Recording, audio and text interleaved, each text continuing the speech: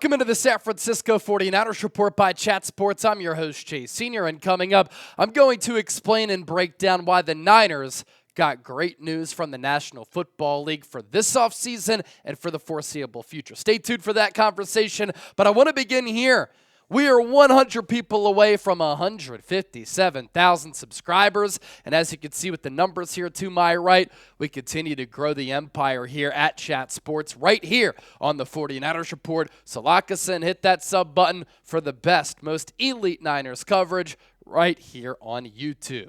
Now, coming off that 6-11 season, Niners look to flush what was an embarrassing 2024 campaign. They've already made a couple of major coaching changes, hiring Robert Saleh to be the next defensive coordinator, Brant Boyer to be the next special teams coordinator, and now San Francisco needs to hit in the draft and in free agency, and it's a monster offseason that awaits for this ball club here. They will have an opportunity to be aggressive in free agency, which does begin less than a month from now. The NFL pretty much working a 12-month calendar at this point. That's why the league has a stranglehold on all of America. The Niners do have a lot of cap space, especially carrying over from the 2024 season. $43.6 million is the number right now, with an opportunity for the Niners to create more with wiggle room. That ranks 12th in the National Football League, but the 2025 cap is expected to blossom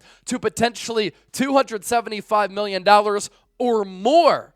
So the salary cap is only going to increase in the NFL, creating more cap space. And so San Francisco this offseason and the Niners for the foreseeable future can continue to have more cap flexibility. And look at how much the NFL salary cap has gone up year by year since 2011, when it was $120.3 million.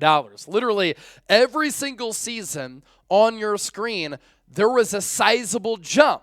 Now, from 2020 to 2021, the cap went down from $198.2 million to $182.5 million because of the COVID season, when fans weren't allowed at stadiums. That affected the revenue. But even from 2021, it's not that long ago, ladies and gentlemen, to 2025, when it could be $275 million or more from $182.5, what a sizable jump. Translation, business is crushing it in the National Football League, and business is booming in the National Football League. Of course, for the purpose of this show, Chase, what does this mean for the Niners? Well, obviously, that equals more cap space for the Niners now and in the future to continue to be aggressive with their team building, their financial strategy, and you hope that if they hit on these selections in free agency and in the draft and with these contract extensions, the Niners, with this group in place of Jed York as owner, John Lynch as general manager, Kyle Shanahan as head coach, they have that culture in place. They have that foundation there. They can continue to be a sustainable winner.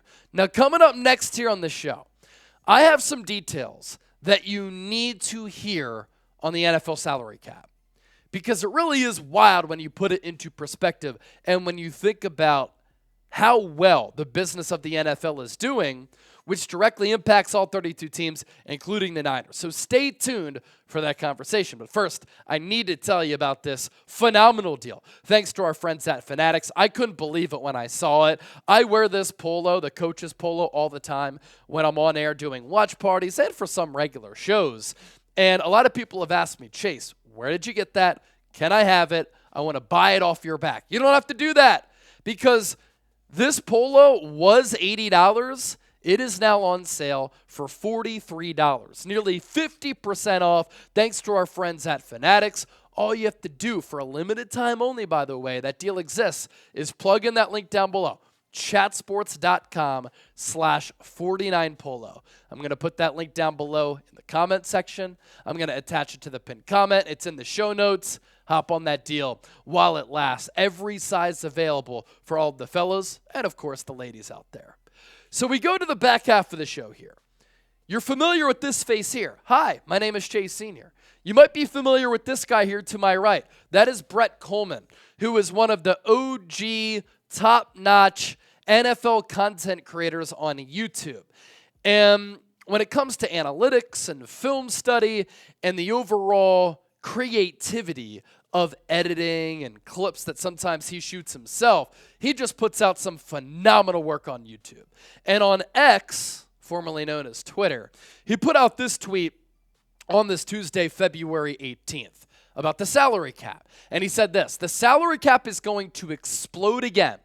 And it's all because of this change in how Nielsen measures television ratings. Starting this year, they are leaning into using data directly from smart TV manufacturers to measure viewing habits in addition to the traditional at-home panel method. This means that NFL ratings in particular, from Sunday Ticket on YouTube, are going to be more accurately measured.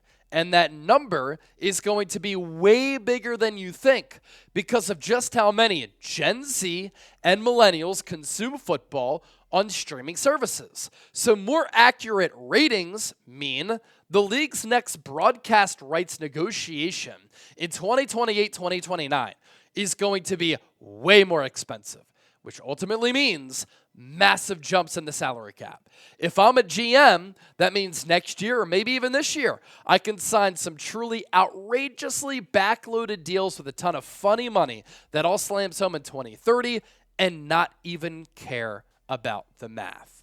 So a couple of things that take away from that. I know a lot of you who watch this show watch and absorb NFL games with streaming services. There really hasn't been a measurement or a way to measure how many people are watching NFL games with streaming services. That is going to change. But what have streaming services done? YouTube TV has paid the NFL so much cash to have Sunday Ticket rights, millions and millions and millions of dollars to broadcast games live on Peacock. Shoot, the Netflix Solo game was sold for like $100 million for one game. How crazy is that?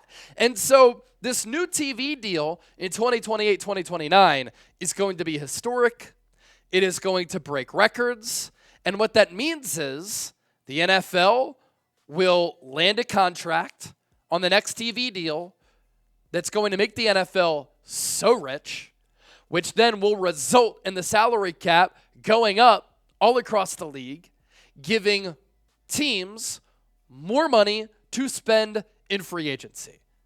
It's good news, great news, in fact, for San Francisco, because they can continue to hand out these contracts. They can be aggressive in free agency now, put some dummy years on the back of those deals, backload them a little bit, because once those contracts do hit with some of those void years on the back end, well, shoot, in 2030, the salary cap is going to be so high that at that point, it really doesn't matter.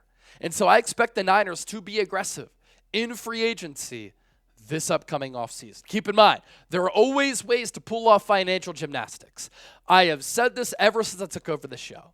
And when we talk about signing players or trading for players, it's so funny to see people in the comment section saying, Chase, this is clickbait. It's never going to happen. Yet, I hear crickets when the Niners go out and they make the trade for Christian McCaffrey. And they trade for Chase Young. And they sign Javon Hargrave. And they're aggressive with all of these moves.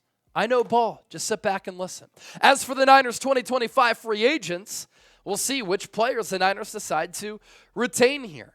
Charvarius Ward, Dre Greenlaw, the stiff Devondre Campbell, Jon Feliciano, Joshua Dobbs, Kevin Givens, Brandon Allen, Demetrius Flannigan-Fowles was actually released by the Niners today, so he'll be a free agent officially. Isaac Yiadom, Aaron Banks, Khalil Davis, Chris Conley, Rock Ya-Sin, Eric Saubert, Pat O'Donnell, Tashawn Gibson, Charlie Heck, Ben Bartch, Patrick Taylor, Curtis Robinson.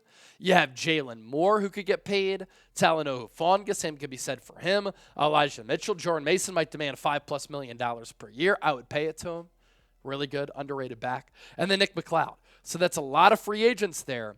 And the Niners can be aggressive with their own free agents, or some of the external free agents as well, knowing that the salary cap is going to continue to be on the rise, giving teams like San Francisco more flexibility. And the Niners, a team like the Eagles, they've always been at the forefront with being very smart with the salary cap, being very smart with the contracts that they hand out, with some of the trades that they make and the roster moves that they pull off. That's why the Niners are in a good spot right now.